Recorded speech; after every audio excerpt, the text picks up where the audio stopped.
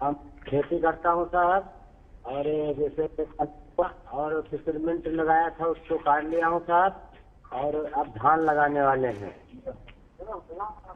परिवार में कितने सदस्य हैं? अब माता जी है, पिताजी हैं, एक भाई है और मेरी बीवी है, 3 बच्चे हैं साहब। अच्छा। तो तो काम क्या करते हैं? काम यही खेती बाड़ी का करता हूँ साहब। अच्छा। और नरेगा फरेगा में काम करता हूँ साहब। ये पीछे बहुत बढ़िया मकान बन रहा है आपका, तो बड़ा तगड़ा, क्या बात है? आपने कहा है साहब, प्रधानमंत्री जी आपने ने दिया है। अच्छा अच्छा, आपको सरकार का लाभ मिला है? और उसी में बनवा रहा हूँ साहब।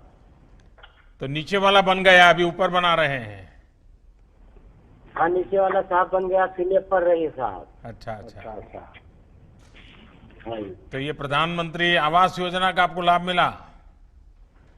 हाँ, प्रधानमंत्री आवास योजना का मुझे लाभ मिला। तो पहले कहाँ रहते थे?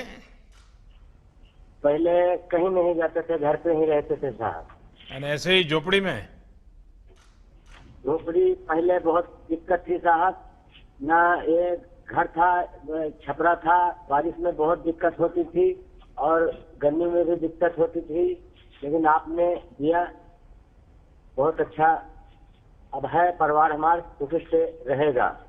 तो अभी तो घर वालों को घर पक्का मकान मिल गया है, तो घर वालों की अपेक्षा भी बढ़ गई होगी? नहीं, बहुत अच्छा है, बहुत खुश है, पूरा परिवार बहुत खुश है। तो अभी मेहमान भी बहुत आते होंगे घर में? हाँ जी। अभी हाँ, आते हैं साहब, पहले बहुत पहले दिक्कत थी। झोपड़ी झोपड़ी में तो कोई मेहमान नहीं आता है, अभी तो मेहमान भी बहुत आते होंगे। हाँ साहब। अच्छा, बच्चों की पढ़ाई करवाते हो? हाँ साहब, बच्चों पढ़ आप रहे मुझे हैं। बताइए, आपको प्रधानमंत्री आवास मिला, आप प्रधानमंत्री को क्या दोगे? प्रधानमंत्री को भगवान से कहता हूँ, खूब सुखी से रहे वो, सारी जिंदगी प्रधानमंत्री ही रहे। बस ऐसा ही कह दोगे क्या? खुद कुछ देंगे नहीं आप? कुछ देने की बात बोलो ना।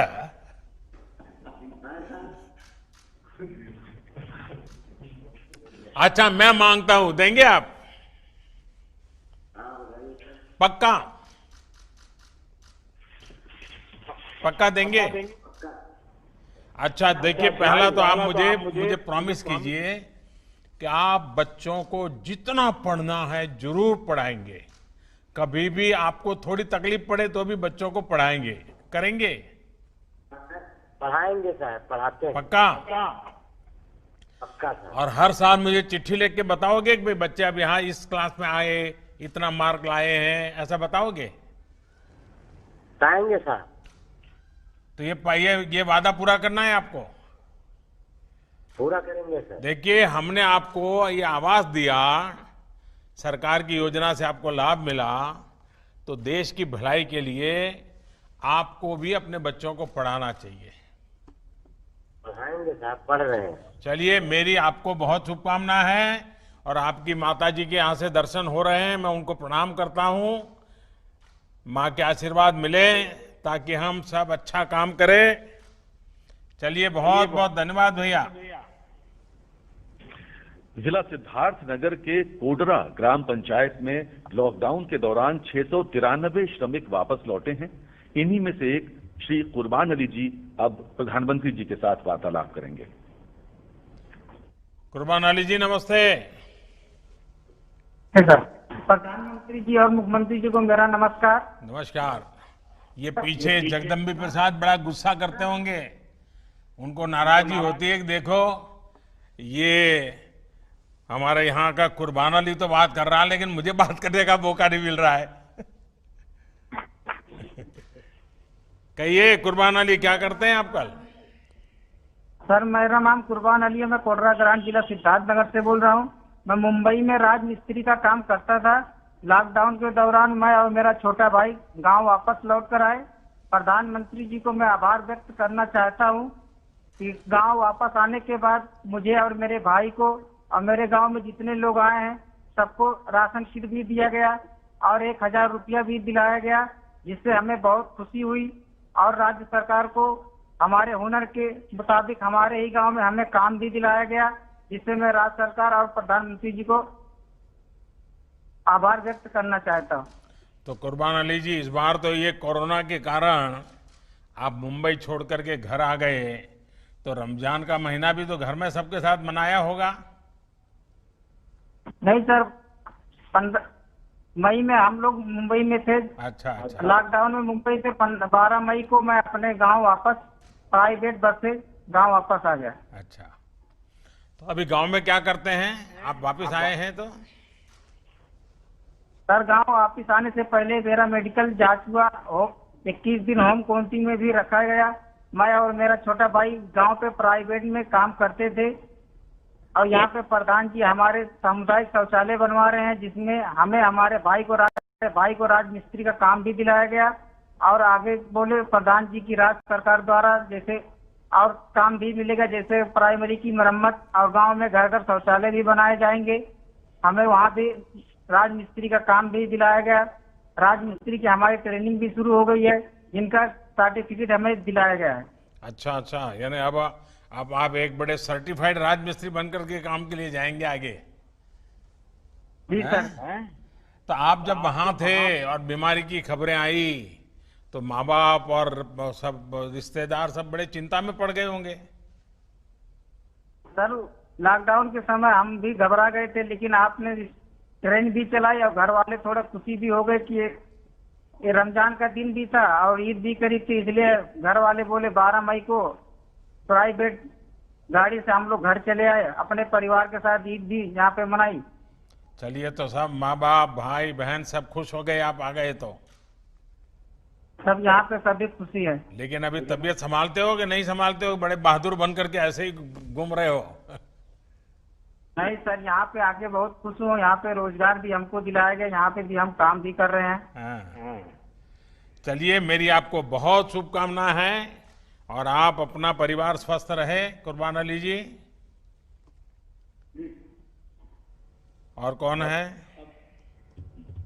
अब मैं अहमदाबाद से वापस लौटे, गोरखपुर को वापस लौटे श्री नागेंद्र सिंह जी को आमंत्रित करता हूं। इन्होंने गोरखपुर लौटकर मुद्रा ऋण के माध्यम से डेयरी का काम प्रारंभ किया है। मतलब कि आप योगी जी के गांव के हैं और मेरे गांव में रहते थे? नमस्कार। नागेंद्र जी कहाँ रहते थे अहमदाबाद में? राजू नगर सर। हैं? राजू नगर। राजू नगर। अच्छा, कितने साल रहे वहाँ? मेरे चाचा जी रहते हैं वहीं पर। अच्छा अच्छा, चाचा जी के पास रहते थे? जी सर। क्या काम करते थे वहाँ? स्टील बर्तन का काम सर। अच्छा, तो ये सीखा कहाँ आपने स्टील बर्तन का इतना बड़ा वो तो काम बड़ा महत्वपूर्ण होता है। सर वहीं चाचा के लड़के कराते थे, वहीं सिखाते थे। अच्छा अच्छा अच्छा। तो आप वापस कैसे आ गए? सर लॉकडाउन चल गया तो क्या करें वहाँ पर। अरे अहमदाबाद तो बहुत बढ़िया है। कंपनी बंद हो गई थी सर। अच्छा, यहाँ माँ भी चिंता करती होंगी, रिश्तेदार चिंता करते होंगे कि भाई बीमारी में तुम कहीं मत रहो, घर चले आओ, ऐसा हुआ होगा? इसलिए चले आए सर। हाँ। तो ये बीमारी का इतना डर कैसे लग गया? वैसे ही बीमारी है सर ये। तो अभी डर है कि अभी डर निकल गया? अभी पूरा डर है। अच्छा, तो अहमदाबाद से निकले कैसे आप? ट्रेन से सर। अच्छा, ये जो श्रमिक ट्रेन था उससे आ गए? जी सर। अच्छा, तो अब क्या मन करता है यहाँ? यहाँ सर हम यूपी बड़ौदा यूपी बैंक से हमने लोन लिया था। लोन लिया है आकर के? जी सर। किस रोजगार के लिए। किस चीज के लिए लोन लिया? डेयरी खोलने के लिए। अच्छा, कितना लोन लिया है? 1 लाख सर। 1 लाख रुपया? तो आपको दे दिया बैंक वालों ने? हाँ सर। आपने डरा दिया होगा उनको कि मैं अहमदाबाद से आता हूँ, मोदी जी के गांव से आता हूँ, 1 लाख रुपया देना पड़ेगा, ऐसा किया था क्या? नहीं सर, पहले तो मैं लॉकडाउन में यहाँ तो प्राइमरी स्कूल में भी रहता था। हाँ, लॉकडाउन का पालन करके ही गया था। तो क्या किया 1 लाख रुपये का? मैंने भैंस खरीदा। भैंस खरीदा? तो जी क्या सर। क्या योजना क्या है आपकी? डेयरी का सर। डेयरी का? तो अभी भैंस दूध देती है? हाँ सर, देती है 10 किलो। कितना कितना दूध बेचते हैं आप? 7 किलो दूध हम बेचते हैं सर। कितनी कमाई होती है? 365 रुपया। अच्छा, यानी हर दिन का 365 रुपया? जी सर। अच्छा, और वहाँ अहमदाबाद में कितना कमाते थे? वहाँ तो सर वही पड़ जाता था 8,000 7,000। तो आप गांव में आए, भैंस लाए और ज्यादा कमाने लग गए, तो आपको तो कोरोना फायदे में गया जी सर। है। आपने आपत्ति को अवसर में पलट दिया। बस हमें आपसे ही सीखना है, सब सरकारों को यही सीखना है कि देखिए हमारे नगेंद्र जी ने आपत्ति को कैसे अवसर में पलटा, हम भी आपत्ति में अवसर को आपत्ति में से अवसर कैसे ढूंढे। तो अभी क्या करोगे? एक ही भैंस से चलाओगे? डेयरी करना है तो भैंस तो ज्यादा चाहिए। हमको सर इससे मिलेगा तो और उन्नति, हम और 3 से 4 बढ़ा सकते हैं डेयरी। अच्छा, तो अभी बैंक को पैसा वापस देने होता है, वो रेगुलर देते हो? देते हैं। तो बैंक दूसरे पैसे देने के लिए तैयार है? हाँ सर। अच्छा, चलिए, मेरी आपको बहुत शुभकामनाएं। लेकिन मैं एक दो बात बताना चाहूंगा। आपने भैंस रखी है, कभी कभी क्या होता है हमारे यहाँ, क्या खिलाना उसका ज्ञान नहीं होता है, और ज्यादातर घर की महिलाएं ही ये पशुपालन करती हैं। अब जैसे भारत सरकार ने 13,000 करोड़ रुपया खर्च करके पशुओं के फुट टू माउथ डिसीज का टीकाकरण का काम शुरू किया है। आप सबसे पहले ये टीकाकरण करवा दीजिए। उसी प्रकार से भारत सरकार ने पशुपालकों के लिए भी, जैसे किसान क्रेडिट कार्ड होता है, पशुपालकों के लिए भी किसान क्रेडिट कार्ड निकाला है। आप वैसा किसान क्रेडिट कार्ड ले लीजिए और उससे आप आगे का कर्ज लीजिए, तो उसमें थोड़ा आपको मदद ज्यादा मिल जाता है। तो ये भी आप जरूर कीजिए। तो पशु का आहार की चिंता करनी चाहिए, पशु को बीमार नहीं होने देना चाहिए। ज्यादातर क्या होता है कि हम लोग दूध देता रहता है, हमें पता ही नहीं होता है कि पशुधन का जितना महात्म्य बढ़ाओगे ना, आपको अच्छा होगा। और उसका जो मलमूत्र है उससे भी अच्छा फर्टिलाइजर बना करके बेच सकते हैं आप, उससे भी कमाई कर सकते हैं। तो करेंगे?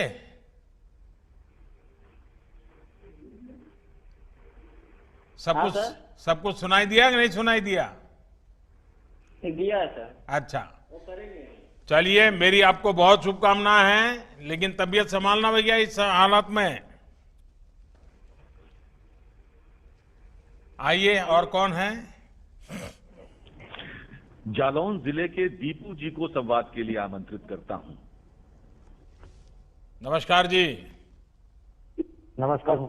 हाँ दीपू जी, बताइए।